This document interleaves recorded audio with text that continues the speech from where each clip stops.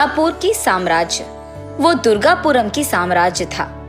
उस साम्राज्य के एकदम बीच में ऊंची पर्वत पे बहुत ही सुंदर महल को स्थापित किया है सिम्हापुरी के वंशकों ने। अब उस साम्राज्य का पालन कर रहा है विजय सिम्हा। महल पे खड़ा होकर देखा जाए तो सारा साम्राज्य दिख जाएगा। इसी वजह से उसको निर्मित किया था पूर्विकों ने। विजय बहुत ही शक्तिशाली था। वो जिस भी साम्राज्य पे दंड यात्रा करे वो साम्राज्य उसका हो जाता था। युद्ध भूमि पे विजय सिम्हा का साहस देखना बहुत भयंकर था। वो उसके साम्राज्य में मौजूद प्रजा की बहुत अच्छी ख्याल रखता था। उस साम्राज्य के चारों ओर विजय सिम्हा की तरह पालन करने वाला कोई भी राजा नहीं था। विजय सिम्हा की कई दंडयात्रों में से एक में 2 राजा उसके सामने हार कर प्राण भिक्ष मांगते हैं। उनमें से एक भरत था और दूसरा नरसिम्हा। तब विजय सिम्हा उन दोनों के प्राण को बख्शकर उसी के साम्राज्य में उन दोनों राजाओं को छोटे पदवों में रखता है। उन दोनों को ये आदेश देता है कि उसके राज्य में जो भी मुसीबतें हैं वो उन तक लाए। कुछ समय तक वो दोनों ठीक थे। उस साम्राज्य में मुसीबतों को देखकर, समझकर उन्हें जाकर उनके राजा को बताकर उसका परिष्कार निकालते थे। लेकिन कुछ दिन बाद भरत को अहंकार आता है। मैं इस राजा का सेवक बनकर नहीं रह पाऊंगा, ऐसे सोचता है।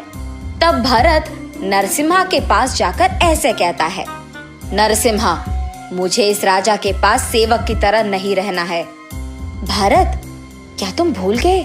अगर हम यहाँ से चले गए तो वो हमारा जान ले लेगा।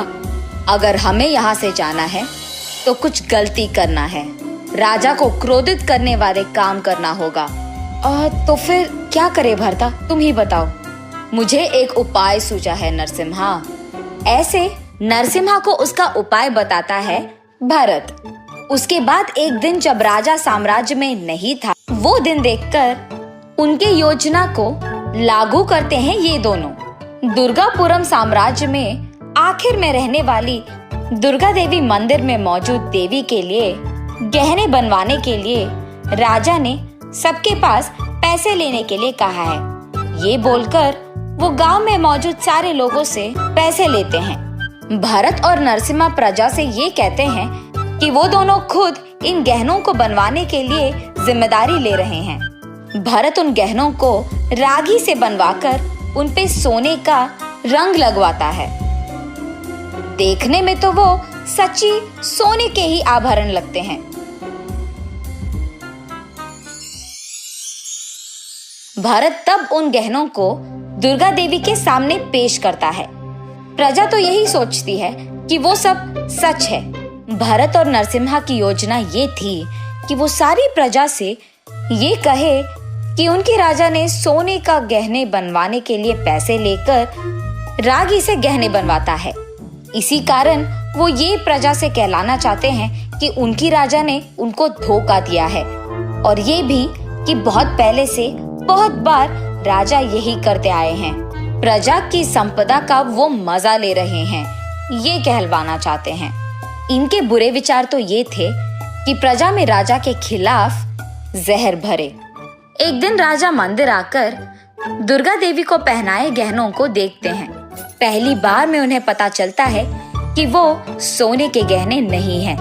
उसके बाद प्रजा में मौजूद कुछ लोगों से राजा को पता चलता है कि क्या हुआ है। सच जाने के बाद राजा भरत और नरसिम्हा को बुलवाकर साम्राज्य के एकदम बीच में उन दोनों को पेड़ पे रस्सी से बांधकर उन दोनों के धोखे को प्रजा के सामने बाहर लाते हैं, और उसी प्रजा के सामने उनको शिक्षा भी मिलता है।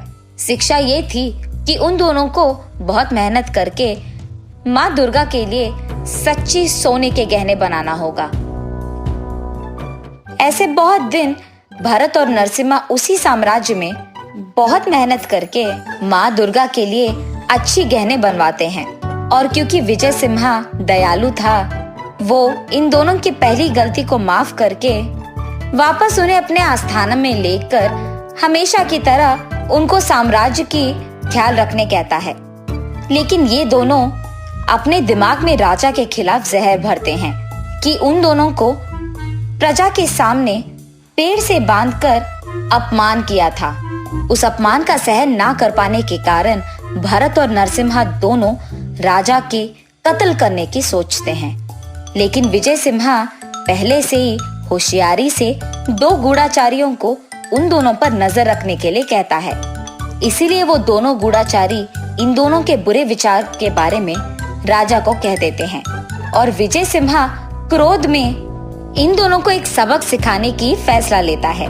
कुछ दिन गुजरने के बाद विजय सिम्हा ये घोषणा देता है कि उसकी शादी का दिन है और बस उसका सारा साम्राज्य और प्रजा उस दिन को एक त्योहार की तरह मनाते हैं।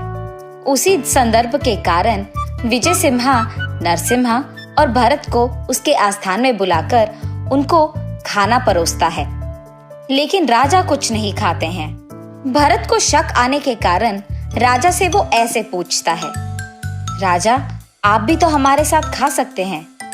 नहीं भरता, वहां रानी मेरी इंतजार कर रही है, तुम लोग खा लो। ये बात सुनकर वो दोनों वापस खाने लग जाते हैं। विजय सिन्हा उसमें नींद की गोली मिलाते हैं और इसी कारण खाते खाते ही भरत और नरसिम्हा बेहोश हो जाते हैं। जैसे ही वो आंख खोलते हैं वो अपने आप को साम्राज्य के बीच पेड़ पे पाते हैं और उनके सामने राजा क्रोधित होकर बैठे हुए होते हैं।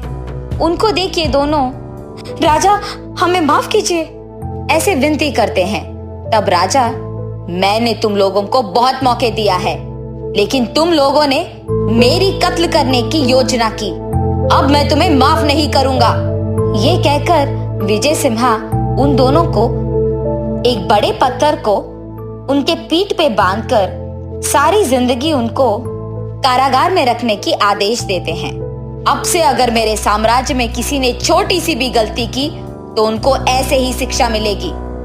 ये कहकर वो अपने घोड़े पे बैठकर गुस्से में वहां से चले जाते हैं। इस कहानी का नैतिक है बदलाव। जिंदगी में सबको बदलने की आवश्यकता होती है और उसी के मौके भी मिलते हैं। अगर हम तब भी नहीं बदले तो कहानी खत्म हो जाती है। इस कहानी में भरत और नरसिम्हा को एक मौका प्राणभिक्षा के रूप में मिलती है, लेकिन उन्होंने उस मौके का फायदा उठाया, इसीलिए अंत में उन्हें शिक्षा ही मिली है।